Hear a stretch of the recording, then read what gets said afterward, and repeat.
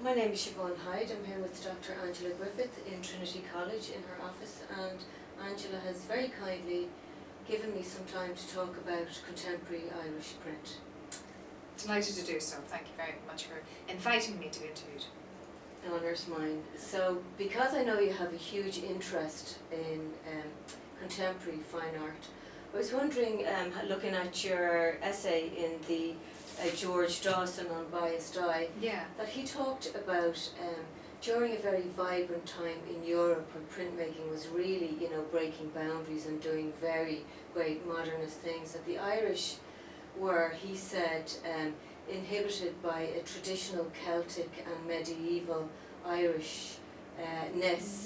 That there was a certain legacy that they had to almost shake off. I think that's fair to say. It's something that modern Irish artists struggled with in the 20th century. If you want to look at the rise of modernism in Europe, if you look at it from the mid to late 19th century with the realist movements, and as you move into the 20th century here in Ireland, I suppose what Irish artists were dealing with is their engagement with modernism was looking at realist schools. So in other words, painting directly from the motif, painting modern life as they see it. In Ireland it was rural Irish life. And also there was the other tradition, so there was those traditions of artists working, as I say, within a realist modernist mode. Arguably Keating, Paul Henry, Jack Yeats even, working directly from Irish life around them. So what they were doing was they were more concerned, I suppose, with constructing an Irish identity in art. So therefore a lot of the modernist movements such as progressive modernism, such as Cubism, such as Surrealism, tended to pass a lot of Irish artists by. So what Ireland though became more known for, I suppose, internationally is in relation to the area of craft. So if you think, for example, the wonderful movement that was in Turklinia with Sarah Purser in terms of glass, the most progressive artist would have been Harry Clarke, William Inigades, people like that. And they're seen to look back to a craft tradition, looking back to an early medieval tradition, and they're linked in that way, sometimes even using Irish motifs, for example. If you were to look, for example, at this publication here, which is the Seir's Thought Éireann, which was published in 1932. This was the official handbook of the Irish state. And look what the cover is.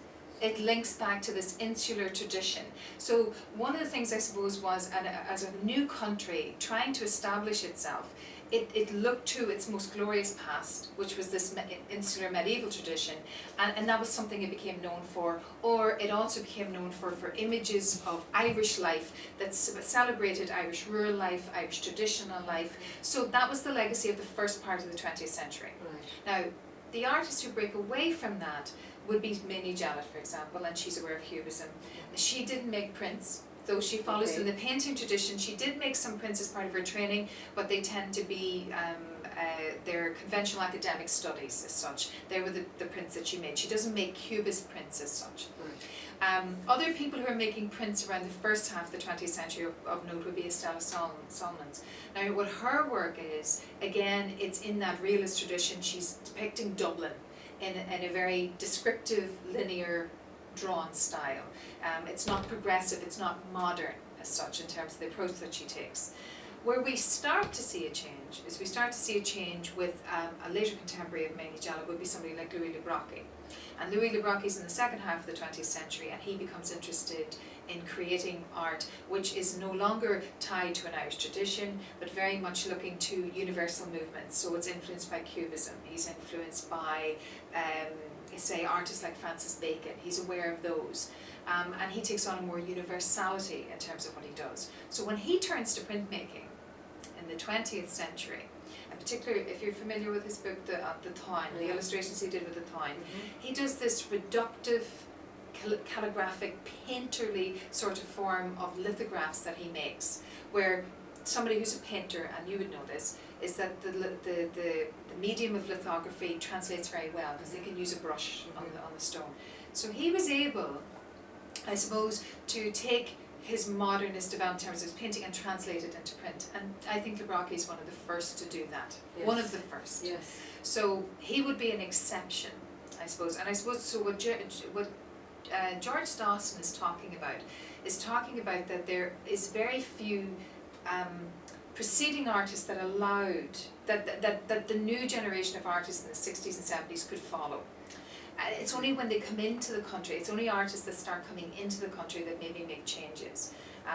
Elizabeth Rivers, founder of the graphic studio, she's from the wood engraving tradition in England, and her work is that wonderful symbolist sort of stylized forms that she created. Yes, she does Irish subject matter as that, but her style is her own, it's individual. So she would be an exception.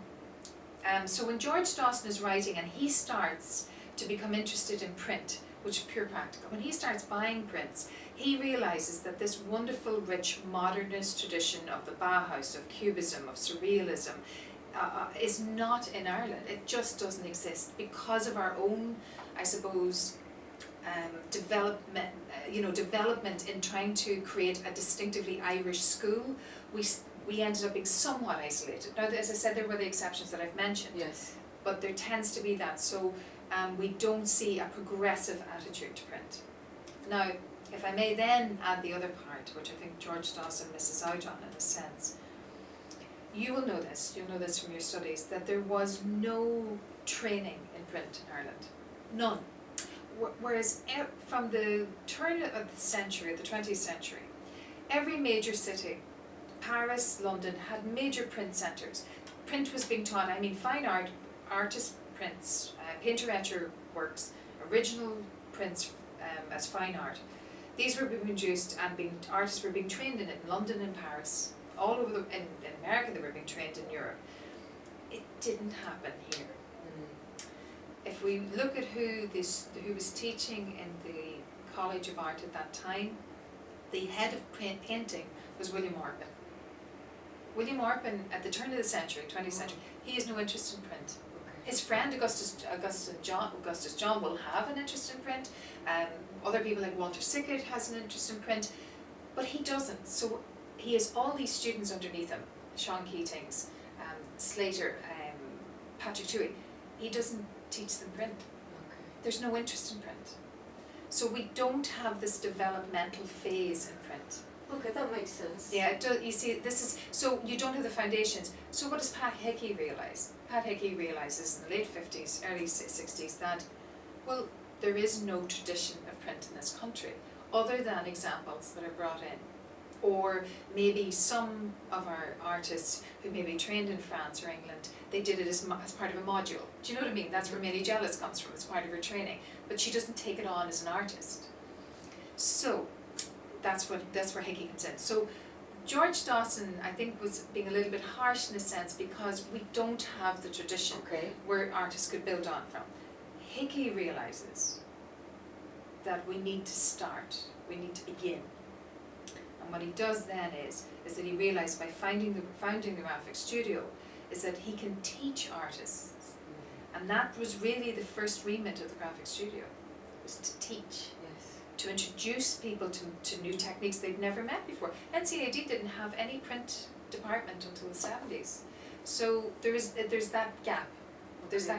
So they don't have the technical skills, nor are they engaged to the extent with modernist movements either in Europe or in America, given the nature of our own cultural experience at that point.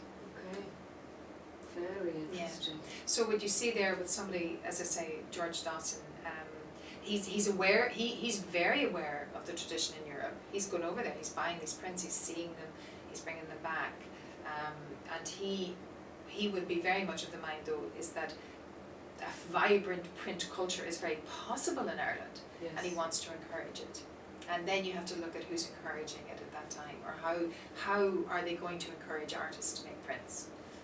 I think what happened, and I'd love your opinion on it, that the practicing artist, a painter or sculptor, is currently, and in the 19th century, it was a practice that artists came in and made a suite of prints with the print technicians. Do you feel in a way that that has undermined the printmaker as an artist in their own right? It's interesting. I suppose particularly when you look at art as in terms of contemporary experience, if we look at the tradition of how artists are trained, it's I suppose by being taught within a college environment, then you're going to be greatly influenced by the person who's teaching you. and you're going to be very influenced by that tradition within that college or within that educational environment. So if you look at somebody like, so it'll depend who's going to actually be teaching print, and how progressive they're going to be, and how they will encourage the artist to think in new ways or to develop in new ways. Like we were mentioning, or we were talking earlier, we were talking about those that were teaching, for example, in DIT. Fantastic people. I mean, Alice Hanratty, I mean, leading the way, and also not just technically, but also in terms of the subject matter that she was doing. I mean, her work was universal. This is what happens in the 60s, is that when people become, I suppose, liberated from the Irish traditions, right. and then they start looking at universal subject matter, and Alice was doing that, deep, psychological work. Louis de Brocquie's doing the same thing as well. Also then somebody like, Joe Hanley. Joe Hanley is so important, because he was doing screen prints in a way that nobody else was doing it. So it's these individuals. So unfortunately, when we talk about the impact that teachers have on subsequent generations, it is very, very important. But again, if we look at modernism in Ireland, say post from 60s to 70s, it is such a small group of people that's working in print. Even the members of the graphic studio. One wonders, is because it was such a small group, is that maybe it was protective of itself, or it was maybe a little bit inward looking, or that they didn't get the wider support that they need to develop. Do you see, this is part of it. So it's not just about necessarily what they learn within the confines of college, but also what networks were available, what display centres were available for artists to exhibit. Yes. There weren't any. And you also mentioned in your essay that there was a possibility of there to be funding for beginning to collect Irish graphics, and it was pumped into painting. But this is the thing, if you look at the monies, if you look at the funding that became available, George Dawson had his own small sort of private interest in prints, which he bought for himself, and he had limited funds for buying art. But one of the things that we see is that whenever larger amounts of money happened, or when that opportunity presented itself, then larger paintings would have been bought, or in the case of Trinity, we have this incredible modernist sculpture collection with the Moore, the Calder and the Pomodoro, just to name three. So you can understand, and the other thing about it of course is that if you're dealing with a building such as say Trinity College, is that you have these massive big public spaces, then you need big artworks. Yes. Print there was nobody really working in large scale print. They just weren't. Not to the same extent maybe that you might see in America or elsewhere. You just don't get the scale that you need in terms of works in paper to fill public spaces. The one place where there is a support for printmakers actually, and that begins with, say particularly in the 70s and onwards, is OPW. Oh yes. The OPW have a very nice collection, and they were great supporters of the graphic studio and the artists of that. So the annual exhibitions that the graphic studio would organise in different centres, and some of the artists maybe exhibited project, or there was actually an exhibition of the Lane in the 70s as well. They get support and recognition, and some public bodies, certainly as I say, the OPW were good to collect artworks as well. But the bigger problem, and this is something that I would criticise, is the lack of vision, is the national collections, the cultural collection. Neither the Hugh Lane is now, which is the Dublin City Gallery, National Gallery, INMA, they get things, but there is no programme of buying graphic art. There's none. Really? Okay, that was one of my questions. Up until this point, has it changed? Now you see what has happened, which is really important, and this is interesting in the context of we're talking about saying contemporary practice. You know now that, I suppose within a postmodernist context, contemporary practice, media or the hierarchy of media has broken down. So you don't have fine art, which is painting and sculpture. You know what I mean? Yes. Now artists will use different media. It's really what they need to express their idea, to bring that about. So therefore, some artists may work in print media if it suits them. But also then that brings us to the big debate, of course, as well, the direction that print is going. You know, there's the camp that values and wants to treasure and look after the legacy that is the traditional media. The etching, the lithography, woodcut, relief prints, that sort of tradition. Then versus those now that are working with multimedia and working in the digital realm particularly, and Yes. film and photography and mixed media, that there is that artists do not confine themselves, nor do they wish to do that, and also different ways of presenting prints. Gone is this notion of a framed print now. Now you see print as a notion maybe as a three-dimensional form, or being presented in that way, or presented as installation.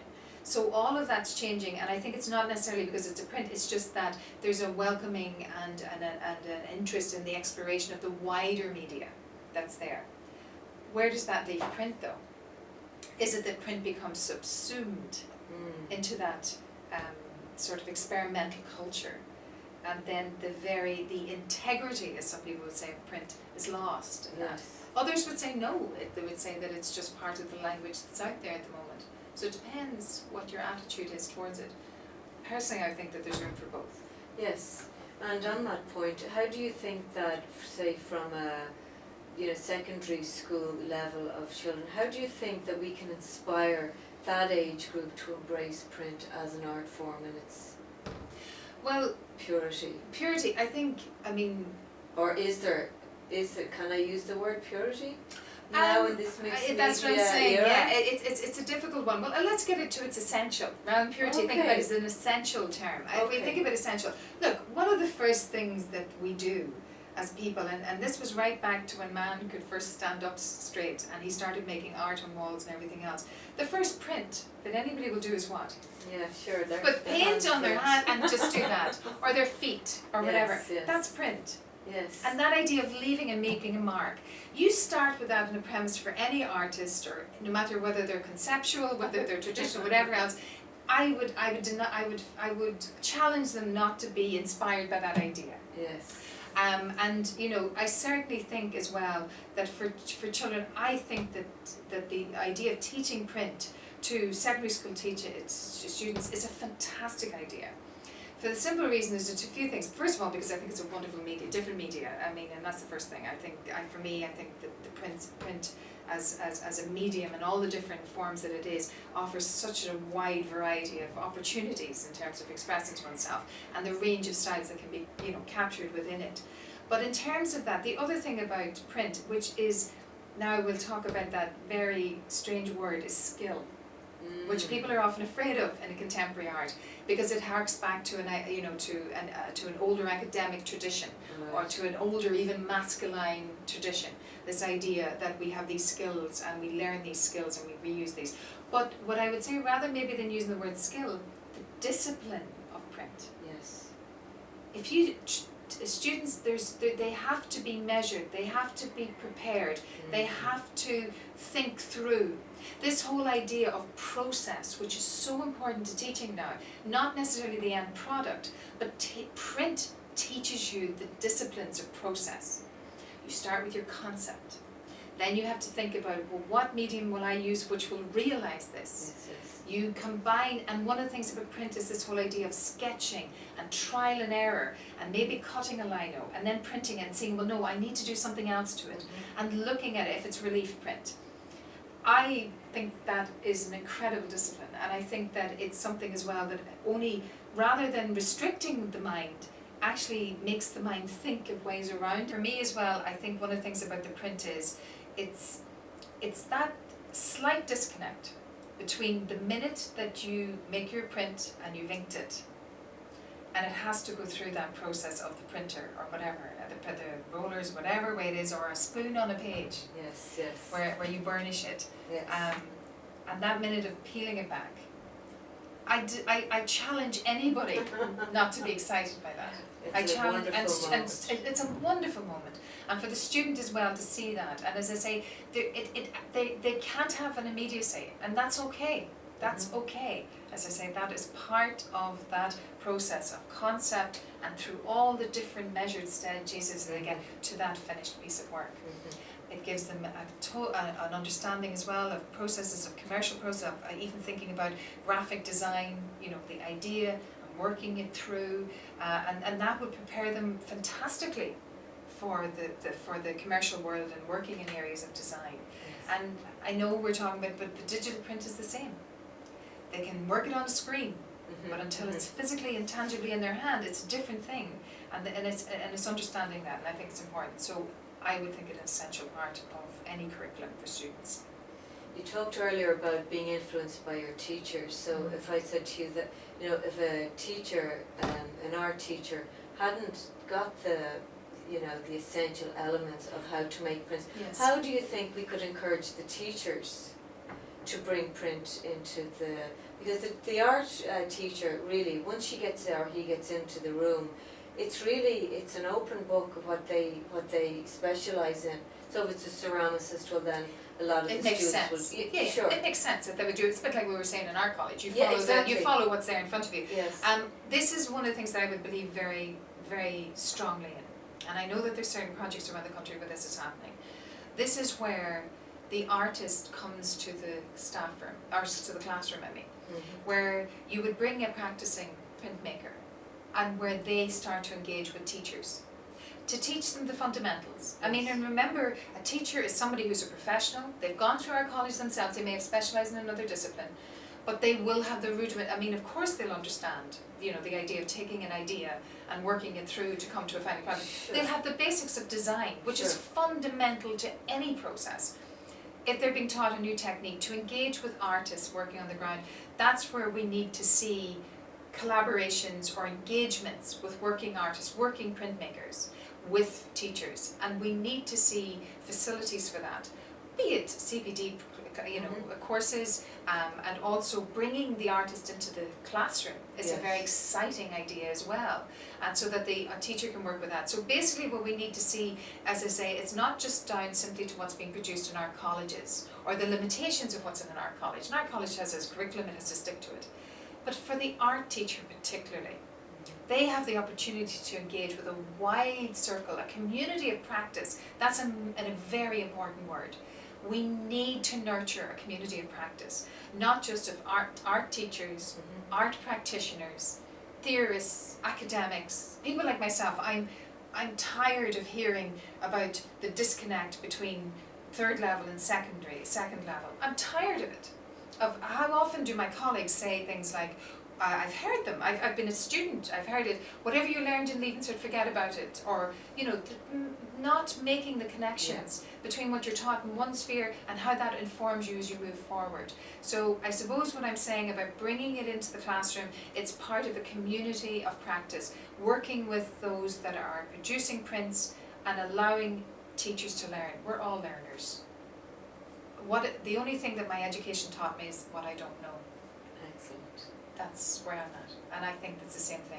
So, and for somebody like you, Siobhan, you're a practicing printmaker and a teacher, then you work with your colleagues, you work with other teachers in other schools. But for the same point, I know we're talking about print, but if you don't have that experience in ceramics, talk to the person who has that experience in ceramics, and that will make it a much, much richer experience for all, and I think that's essential. And I think that the minute you leave college, you shouldn't just turn off, you shouldn't end there. But actually, certainly something that I think as colleges we should do, third level institutions, is to develop and to encourage that communication and constant support system there, to allow teachers, and of course a lot of teachers like yourself are practitioners, so they understand that. Their practice informs their teaching informs their practice, Yeah. and then we get a whole new range of skills, Absolutely. of enthusiasm, you know, because the satisfied teacher is the satisfied student. Absolutely. And the other thing about it as well is that, you know, when students are making choices, it would be nice to think that everybody who sits in front of us will be an artist, but they won't. No. But the skills that they learn in the classroom are those that they'll carry through the rest of their life. Imagine being a student that got an opportunity to work with a practitioner, a working artist in a medium in such as print. Yes. They will carry that through, and then when these people come out to engage with art, they'll look at a print and they go for the first time. They won't have to explain to them. How many exhibitions have you looked at in print? And they spend their time explaining what the media is instead of engaging with the ideas, the artworks themselves. Well, you know, that brings me to my final question, right. you know, and the final question is, there are library books full of technical, skill-based how-to in print, but there does not seem to be a comprehensive book of the history of print in Ireland? Oh, not in Ireland, no. Now, the Brian Lawler recent publication, We're about to say that. very close to filling Yeah. the gap, but there's still... Well, of course, Brian's book, which is a wonderful book, but it ties quite closely and maps quite closely to the experience of the graphic studio, Yes. which was very important because it was the first of its kind. The Black Church, they had their 25th anniversary publication as well. That gives an introduction also. I think what really is, I suppose, if we look at in terms of the scholarship, in terms of Irish art, there's been work done, for example, you know, the new volumes that were published by the Royal Irish Academy, which is the 5 volumes on art and architecture in Ireland. I did the essay on printmaking, but it's literally a 2,000-3,000 word essay and an entire series of volumes. Yes. So it's very, very limited. I have to be honest, my own postgraduate research and my PhD is on the history of print since 1880, which is modernism. And yes, I'm working on a manuscript for that, so that's the plan. The plan is now, of course, the academic, but what I also would very much like to do is that, and I think this is vital, is that we need more exhibitions. Exhibitions that will talk about history, that will help contextualise, because that's the way people engage. You Yes. know this. You Yes, engage yes. with art by looking at art. Sure. You understand art by being confronted with art. And what we need to do is that. And I do think, and I'll be honest here, I'll say this from me as being an academic and from yourself as a practitioner, I would argue that those involved in print, there's an awful lot more work needs to be done to promote it. And I think that, and particularly, there was some incredible exhibitions that were done over the years. The large format exhibition that was done, that was very, very important. That was in the early 90s, wasn't it? That was, I think Andrew Fulham was behind that as well. Also, what we saw with the example of major print works such as Michael O'Kane, which was part of Ross. Like, there were major works, and of course the work that was done, of course, by Mary Farrell Powers, with the founding of the Graphic Studio Gallery, which was the first of its kind. But there needs to be more of an opportunity to bring prints out to a wider audience. That's another day's work, and that's what I would love to do, and anybody that has the will to do it and the interest to do it, I certainly would be one of those that would support that fully. But more importantly, not just insular looking, but Yes. engaging and putting ourselves on an international platform. That's important. Yes. That Yes, we- that really hasn't happened. as Yes, such. exactly. And A to couple of yeah. individuals. Just a few, but imagine bringing some of the leading printmakers of the world and finding a way to bring them to Ireland. Wow. Because I say we don't have those collections, and presenting them as art and not explaining them as prints necessarily, because then they're seen as secondary, as works of art, a dynamic, challenging works of art, and to look at those that are cutting edge in terms of print production. Those are in tradition, and those that are working in more progressive, contemporary forms of the media. Yes. But so the revolution starts here. Let's do it. So that's it too. Well, I want to thank you for your time, your expertise, and your absolute enthusiasm for the whole field of art and printmaking. And really wonderful to talk to you, Angela. Thank you Well, so much. I'm more than delighted to do so, and I mean I'm thrilled, of course, to be talking to Siobhan Hyde. There's no point saying otherwise. The printmaker that you are, and I think I'm very, very, very, very, very delighted to see that you'll get the opportunity as well to work with students as well, and then to engage with them as well as an artist and as a teacher. So congratulations. Thank you so much.